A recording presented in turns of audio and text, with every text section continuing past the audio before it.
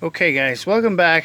Just a follow-up. Here is the passenger side of the front end of that 2006 Expedition. We got a new rotor, and we got a new caliper and new brakes, and the spring I was referring to is, oh geez, right there.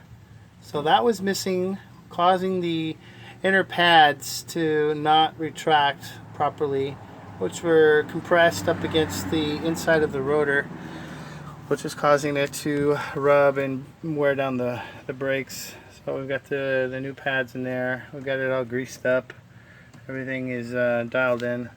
The bolt here is a 19, I believe, or an 18, I'm sorry, an 18 millimeter. This is a 7 millimeter hex, and this little clip comes off, and you get your hex socket in there, or your hex wrench, and basically that is your slider bolt, which is this one right here. This is stationary, but this is what this slides on.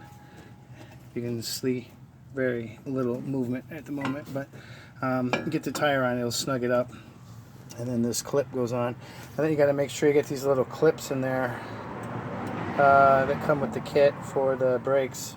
So I'm going to put the tire back on, and I just wanted to follow up and give you an update on that. And it's probably about a $1,200 to $1,500 job is what I was told that I did, and I did it for about $400 and some odd dollars, so not bad. So anyway, saving money so I can feed my kids and buy some more goodies for the internet. Anyway guys, thanks for watching. See you next time, and happy holidays.